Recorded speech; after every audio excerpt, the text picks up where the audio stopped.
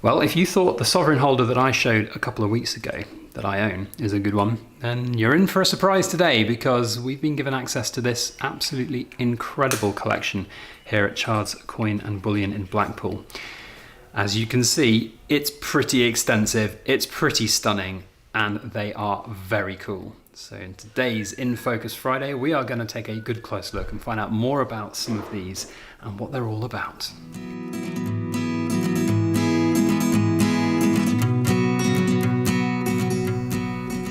Hello everybody, Backyard Bullion here. Welcome to a very special edition of In Focus Friday, behind the scenes here at Chard's Coin and Bullion in Blackpool. I've been given access to this absolutely stunning sovereign collection by my own request actually. They asked if I had to pick anything from their vaults to showcase that's a bit weird and wonderful. I remembered their sovereign collection that they bought in, or the sovereign case collection I should say, that they bought in a few months ago, and I said, can I see it? So here it is. It's stunning, and I thought it would be good to showcase it because I did a video not that long ago, just a couple of weeks now, showing my own sovereign case that I bought, and it lit the comment section up on fire because they are pretty special pieces. They are part of history. They are amazing, and some of these ones here are just incredibly intricate and beautiful and just stunning. Look at the color of that, absolutely amazing. So I thought we'd do a little video showcasing them, and also education, because there are a lot of pitfalls if you are looking to buy these. There are a lot of things that are called filled gold or rolled gold, and not all of them are genuine. So there are some key things to look at and think about when you are looking to add these to your own collection. And you know what, I've said with Chards a number of times that at some point they just need to hire a bunch of apprentices and get them in to learn all about the world of gold and silver and catalogue and list for sale all these things. So maybe one day they will, and these will go up for sale, but nevertheless they are amazing. So let's dive in and have a good close look at some of these amazing pieces.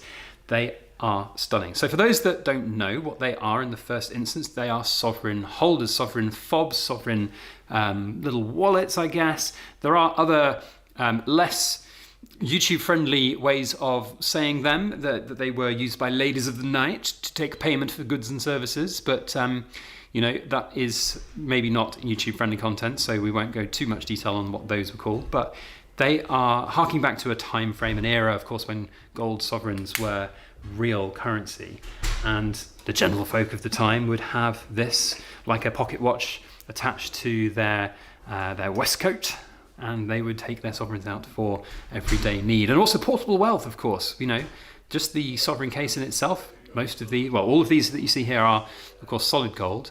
There are, as I said, issues if you are looking to buy them. There are a lot that are not solid. There are filled gold, rolled gold, gold plated, even silver versions of these cases for those that perhaps couldn't afford a full-on solid gold version. But they do hark back to that different time period, and I think they're really cool, and they sort of demonstrate the portability of wealth, portability of gold, I should say. And we were just mentioning this actually with the Chards team when we were tidying up the 10 monster boxes of silver. I was like, it's really an impractical investment, isn't it, quite frankly? There's just too much weight in this stuff. Gold, on the other hand, not so much. So key things to look at if you are looking to buy these, as you can see, they come in all different shapes and sizes, and of course purity of gold. The most common being 9-carat gold, because ultimately they are needing to be fairly durable.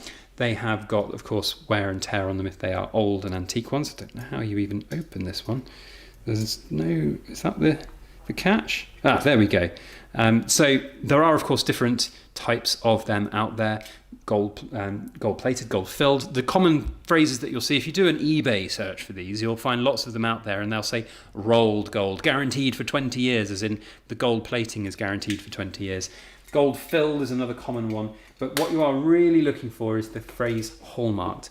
For those that have been following my channel for a long time, you know I'm very passionate about the hallmarking side of things. I hallmark all my silver. This is our silver kilo that we're giving away at 100,000 subs. By the time this video goes live, we might actually be at 100,000 subs. We just hit 98,000 as I was here at Chards. But the hallmark is the thing. And that strikes back to hundreds of years, 500 plus years, where makers of these things, you know, you had to guarantee to the Joe member public who didn't know anything about gold, was it actually gold? So you would take this to a third party, the assay office, and they would test it and make sure that it conformed to the standards and purities of the gold that you said it was. And that is still very, very applicable today. Even today, you look at rings that you buy, and if it focuses, this is the wedding ring that I've got, and there's a hallmark in it. You know, modern bullion doesn't necessarily have to have hallmarks, but modern jewelry does.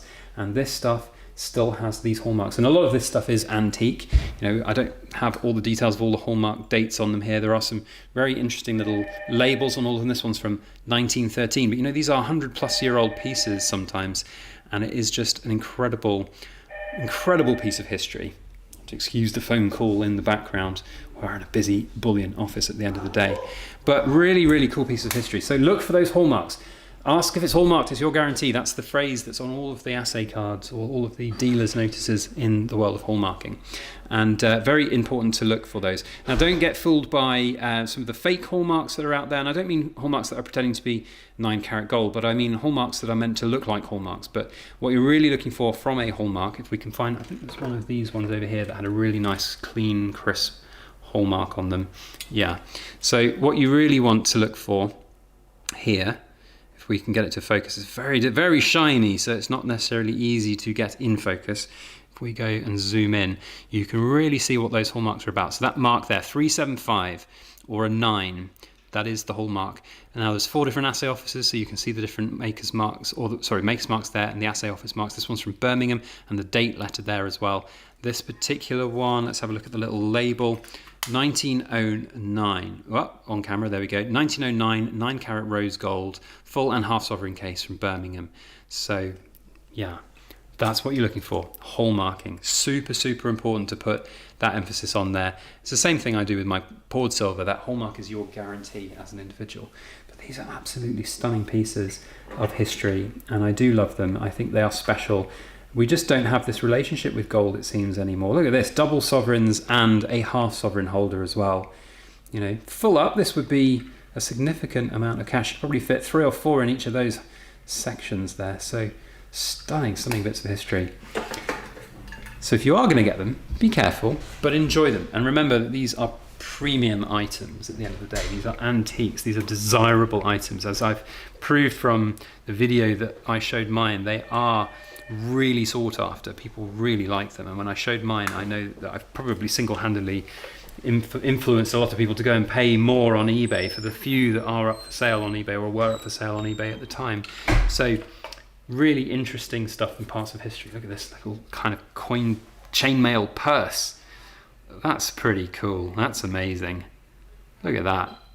You just don't have this relationship with precious metals these days. We just stack it, we just put it in the safe and forget about it. Wow.